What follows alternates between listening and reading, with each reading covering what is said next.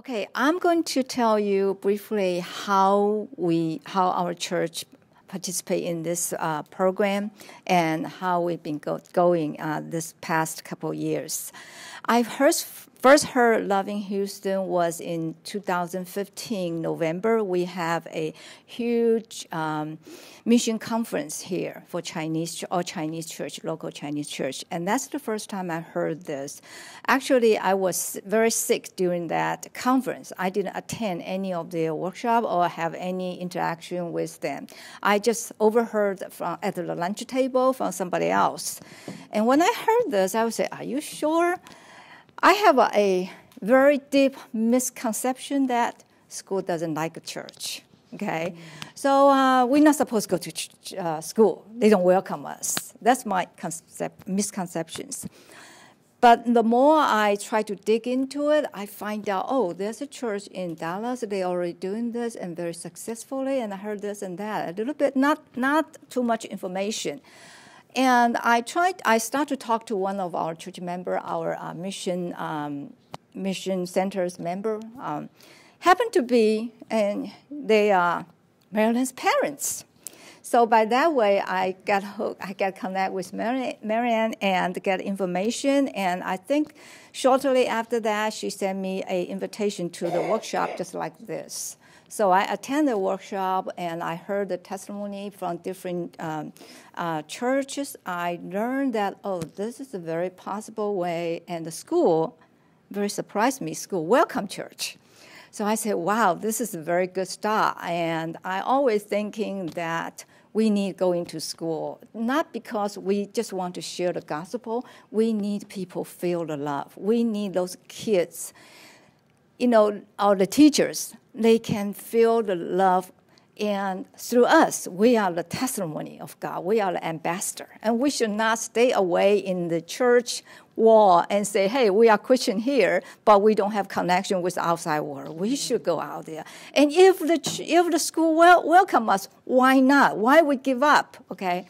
So I start to explore the possibility, and I learned that the school district actually very helpful. They help me. I have a meeting with them probably 3 times. They help me to lay out a map and help me to pick up the schools. So after about 3 meetings, we pick up a school. And my church member was laughing at me. Why don't you pick up school with an easier name for Chinese? Okay. So after that, I just call it CMMS. Anyway, we pick up the school, and we already decide. We talked to the vice president, and we're going to start in fall 2016. Just before we started, 1 month before we started, this vice president noticed us. She's going to transfer to other school. And we said, wow, without the very support in the school, can we still go in that school? And very fortunately, her successor, the new vice president, showed us very positive as well. So let's just make the story short. We met with her again, and then we decided to go ahead. We started the program in fall year 2016. What we do at that time is we try to make it what I call soft landing. I didn't do big promotion in our school, in our church. I just let the pastoral team know what we're going to do. They approve it, and we make a very small promotion in some small groups. Then we started. We started to do it, start with like a no tardy party celebration for them. On the road, set up celebration with them. So we try to do a soft landing, very low-key, because I want progress a little bit. Before end of the year, we have a little bit things to show our congregation. And I was there to start with it. I want to just participate myself, try to get a taste of it, see how exactly this works. So I have something real, firsthand, able to share with our people. So by end of year 2016, in November, we just kind of do the whole church promotion. I don't know if you understand Chinese church in the United States. It's very different because we have a congregation speak Mandarin. We have a congregation speak Cantonese, we have congregation speak English, and then we have a youth congregation. So we kind of like have 4 congregations in one church, 3 different language. So a lot of time when we promote a ministry plan, we have to consider the whole church's needs instead of one, and we need to consider the language barrier for each congregation. That's why when we do the push out, my goal is I want every congregation to get participate. I don't want this is only dominated by English or by certain congregations. So the goal is everyone participate. And the second goal is, that's what I learned in the workshop.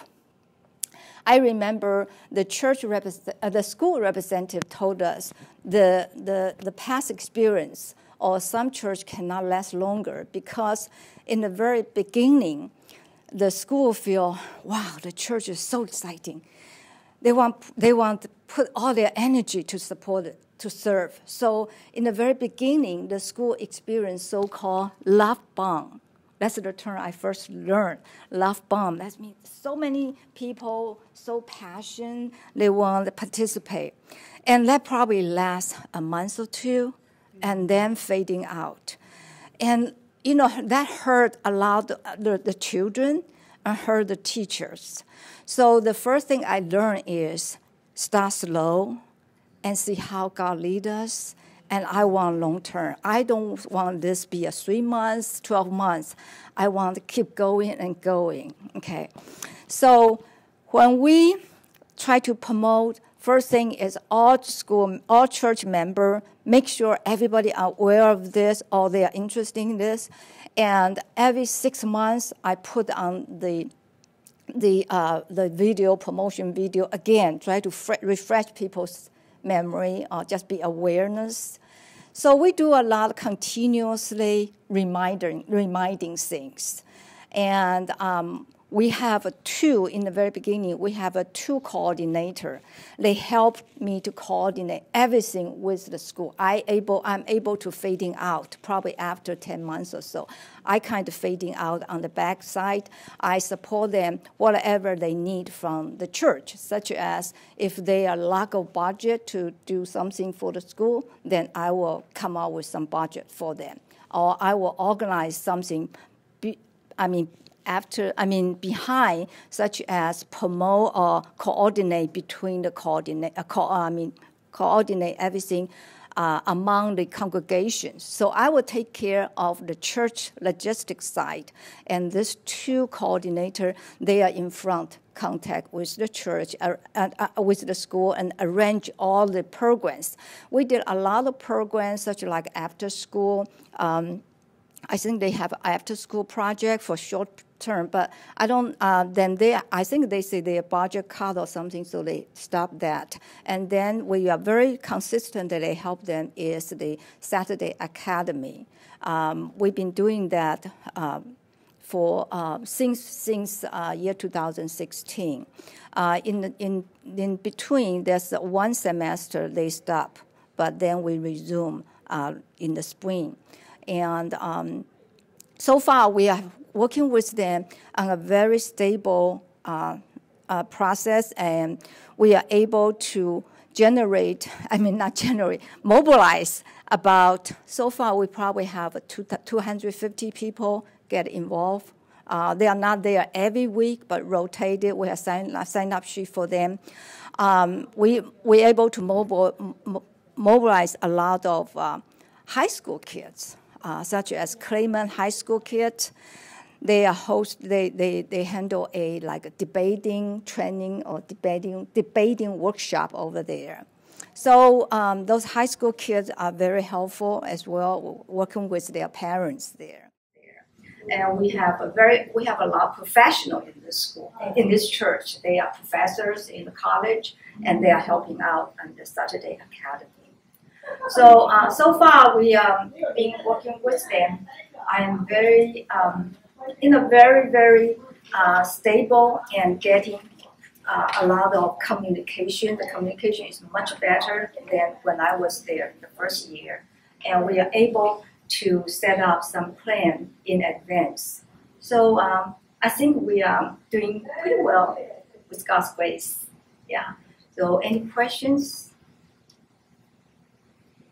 So did you contact the district first and then the school?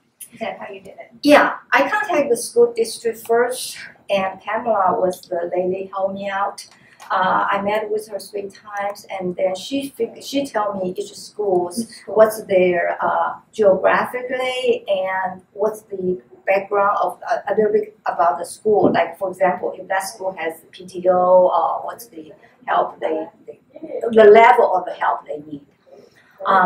After that, then also we consider that we don't want to pick up a school too far from our church. That's probably not going to work. Well, I want something probably in the 20 minutes driving distance, and then we pick up the school. And after we pick up the school, Pamela and I have a meeting with the vice principal at the school, take a tour of the school, and we understand their needs and what's their expectation is. Yeah, from there.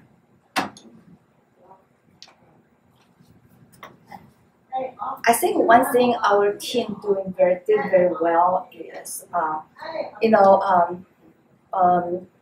we are able to show, because a lot of time, the kids will come to us and ask us, why you're here? Why you be so nice? When we pass out stuff to them, and sometimes we hug them, and they will sit by me and like to talk. And sometimes the kid will say, why you're here? Why are you doing this? And so we have the opportunity to tell them that because God loves me, and I want you to know He loves you too. So that's a very soft, start to sharing. And the more they ask, we're able to share with them more. Do you pick your schools based on the need of the school, or is it based upon your church's ability? What your church is able to do? How did you select your school? Yeah. Okay. The first thing is actually before we pick out the school, before we decided, just shortly after I talked to Marilyn, I was kind of like do some personally survey with our church member. A lot of the church member will tell me, "Oh, this exciting program. We should go to whatever school, Colony Dan or whatever school in the First Colony area." Okay, why? Because their kids are there. Okay, so and that's convenient. Of course my kids there. I will go serve there. But when we sit down to pick out a school, we set our guideline is we're going to pick up those schools. What do you call that term? Title I. Title I, yeah. So we are going to pick up only Title I school. That means the school needs they have the big needs other than others. And when I talked to Pamela at the school district, I learned that a lot of this Title I school, they don't even have PTO. They don't have any support from the parents. Mm. So that's the thing I want to learn, that exactly what the school needs. So to answer your question is, we want to start the service based on the school's needs. And that's what I told my church member is, we are going to be a servant instead of being a recipient. Whatever you receive already very bountiful, now you are enough to serve others. So that's what we are still learning. But we try to see what the school needs and try to satisfy there. So doesn't matter is academic-wise or emotion-wise. I work with now is the person we work with, the program coordinator called Heather. She's very helpful. She will tell us, this time what we probably more need you in certain areas, so we'll make arrangements in advance.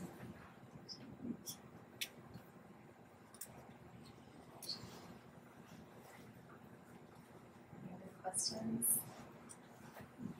So when you guys go into your schools, you have like a large, you say 215? Yeah, 250. Yeah, from day one to now, just we'll take turns. Yeah, And sometimes they need more people. Say, for example, like Saturday Academy, they don't need too many people. Probably sometimes we have 10 or even 12 is enough. But sometimes they have large needs. For example, the schools during August, ready for the school start, they need people to come in to redo all their board, to power wash their whatever, the outside sidewalk, and to repaint some room.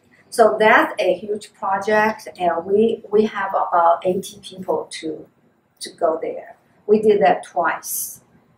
So it just depends on what they need. Like first time while I was there was the no tardy party. We only have 5 people. It's enough. Yeah. Yeah. It is. So I think that the point is really to my burden is how to last longer instead of how to do it big. Yeah. That's what my goal is. Yeah. And the other thing happened in our church is I see since we try to promote in different congregation and that more family show together. The parents drop their kids over there. Even they maybe have high school kids, which is very helpful. But even they have an elementary school kid, that's fine because the parents work together. So that's fine. What is the Saturday Academy? Saturday Academy is like they have the program on the Saturday morning just for those kids. They volunteer, they sign up. The first time when we do that, they have a different station set up, like English, like math, and the teacher will be there. The teacher and 2 volunteer, 1 station. They try to help the kids catch up academically. But sometimes the teacher cannot make it, so we, as a volunteer, would be there only. That time, we have several. We did that 1 semester, and then the following semester we kind of review with them, and we figure out that we probably need to do some change. The difficulty for us as a volunteer is if the teacher's there, then we are doing well. If the teacher's not there, we don't know what to do. They will give us they prepare very well. They will give us a card, different subject, and one side of the card is the question, and the back end is the answer. So what we did, if the teacher's not there, the only thing we can do is we will ask the student questions and see if they answer correctly. But some subject to us is very difficult. Okay. So sometimes our volunteer has to have the iPad or the iPhone here and check online. What does this mean? So a little bit challenge to us too. So next semester, and also we find out because they rotated, like you stay in this station for 10 minutes, then you rotate to next station. The volunteer and teacher stay there, don't move, but the student rotated. And we find out a lot of students will skip some station. They probably lack of interest or they don't want to go to. So some station will be packed of people and some station has no people to go. So the following semester, we kind of did a review with the school, and then we decide that the school, also their teacher cannot come every Saturday anyway. So the school let us to come out some more ideas, such as what's the thing we can offer, and their student may be interested. So we come out like debating, like a robot, like some other project. So it's doing well this semester.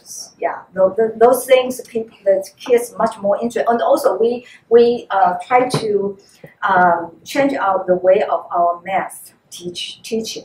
And other than Saturday Academy, we also in the first semester we also did the after school tutoring things. And one subject is math. But nobody comes to the math. Even the teacher says so needed. So we figure out, well, probably the way we teach is more academic. We try to make it like a game, have more fun. So we try to improve in those areas as well. Do you guys have anything set for the summertime when kids are out of school? No, sorry. Summertime, we don't. The school, that's a good point. School never mentioned about that, and I think we didn't talk about that either.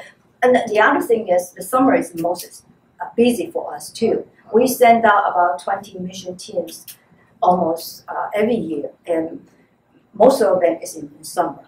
So, yeah, summer is, it will be tough for us too. Trying to also share this with a lot of brothers in our church. You know, when talking about serving, so a lot of the time we see sisters going out.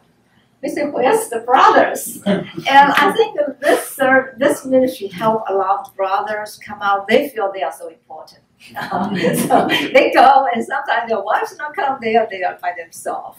And I think that's a really blessing to us.